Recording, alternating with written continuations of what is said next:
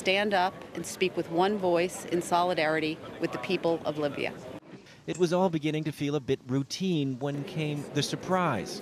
A Libyan diplomat turned up to say he and his colleagues working in Geneva now no longer served the Libyan government, but the Libyan people.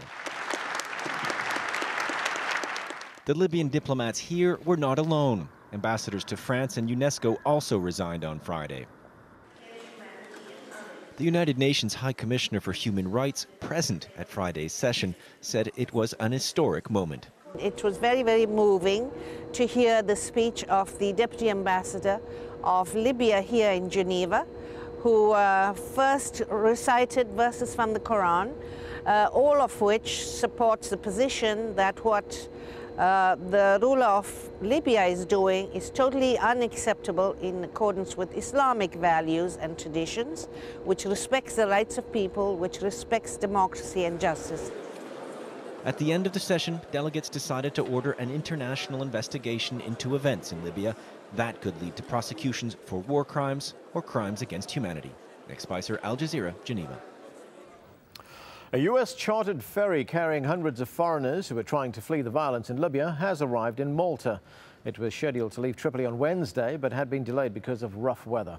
Cal Perry has more from the capital, Valletta. The first ship from the American flotilla has arrived here in the port of Malta. Now 300 passengers in total, just roughly over half are American citizens. The concern here on the ground is becoming one of the medical needs for the people on this ship. They were in that port of Tripoli for 48 hours locked in that ship, and then an 8-hour voyage dealing with very high seas. The hospital here is on high alert, expecting an influx of patients. They say they are ready to treat those patients. Motorcycle police standing by, ready to rush folks to that hospital. Now, in many ways, this is a watershed moment for the U.S. administration because, of course, getting their citizens out now allows them to be able to turn to a military potential aspect of this story. No government wanted to really commit or start talking about military intervention until their citizens were officially out of Libya. The uprising in Libya has caused many foreign nationals to flee the country. Airports around Europe have been receiving plane loads of evacuees. These latest pictures show some of them arriving in Turkey after being evacuated. Earlier, a group of UN workers evacuated from Tripoli arrived at a military airport outside Rome. They were flown back on 2 Italian military transport planes mobilized by the country's Foreign Ministry Emergency Unit. There's relief at Athens airport, where Greek nationals have been safely airlifted home from Tripoli. Most describe scenes of chaos in the Libyan capital. 2 commercial planes sent by the Chinese government have arrived back in Beijing, carrying more than 250 people. More than 30,000 Chinese were believed to be working in Libya when fighting broke out. Some 12,000 have since left. Well, Libya's uprising has also had an effect on oil prices. Later on Al Jazeera, we'll speak to an industry expert as speculators predict record levels.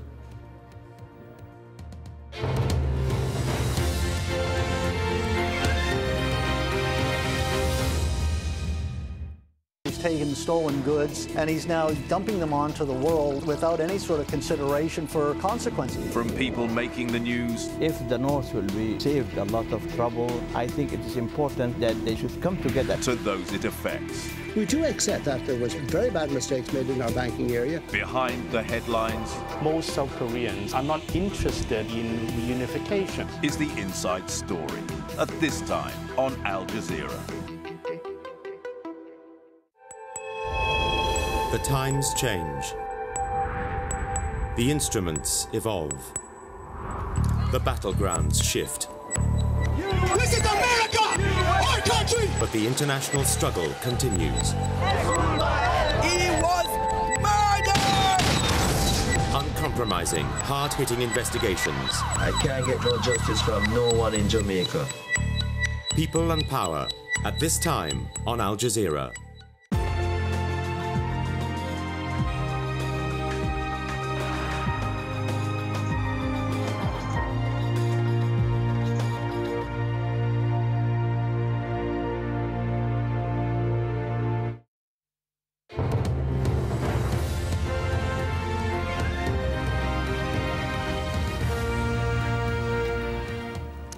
Welcome back to the News Hour. The top developments this hour on the crisis in Libya. Muammar Gaddafi has given a surprise address in Tripoli's Green Square following another day of violence in Libya.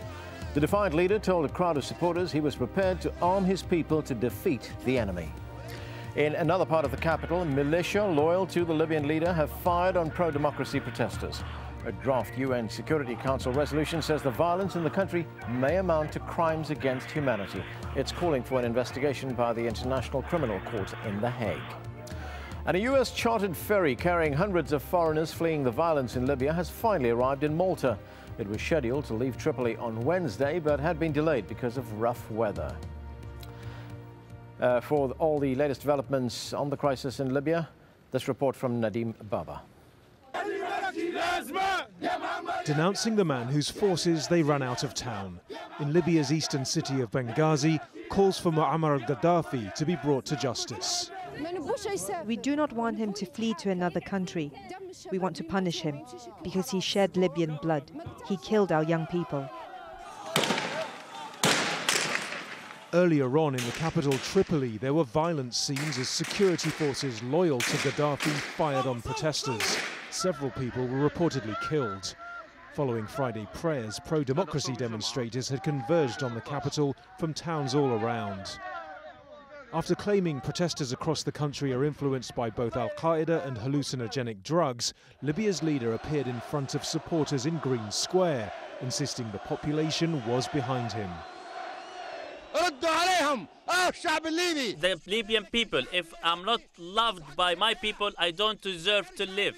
If my people, the Arab and African peoples, and all peoples do not love Muammar al-Gaddafi does not deserve to live only for one day. How much of this he believes is anyone's guess. Despite these pictures, Gaddafi officials admit large parts of Libya are now controlled by his opponents. What is clear is Gaddafi won't be pushed aside easily. This sermon shown on state television pressing home the message.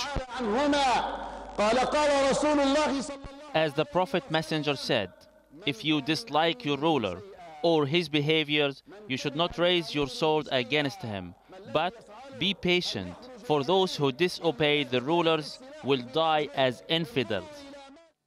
Hours later, Colonel Gaddafi's son, Saif al-Islam, gave a defiant TV interview, picking up on his father's theme of death.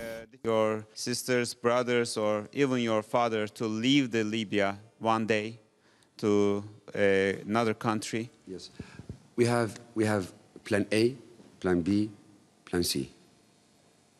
Plan A is to live and die in Libya. Plan B is to live and die in Libya. Plan C is to live and die in Libya. All the while, the violence claims more victims. One protester sheltering with some of the injured in Tripoli described the scene to AlJazeera. Gunfiring is still heavily heard around us, and as I said, we are taking refuge with people we don't know and they don't know us. Other people are taken detained alive at gunpoint. Also hear the gunfiring and shooting around me. It is very heavy and intense. Thousands have again taken to the streets of Benghazi in the east, firmly under opposition control, hoping Gaddafi's stronghold will soon fall. Meanwhile, more and more top officials are deserting Gaddafi, the latest being Libya's United Nations ambassador. They are asking for democracy, they are asking for progress, they are asking for freedom, they are asking for their rights. They demonstrated peacefully, they didn't throw a single stone. They were killed. The man who's ruled for more than 40 years may be digging in his heels, but those who want him gone will be feeling emboldened. Nadim Baba, AlJazeera. The unrest in the Middle East is continuing to push up oil prices.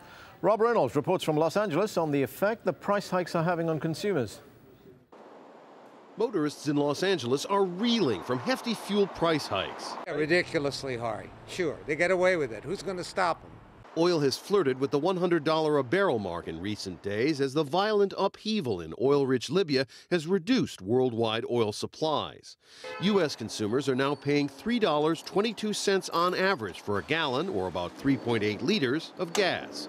In car-dependent California, the average price hit $3.74 a gallon on Thursday.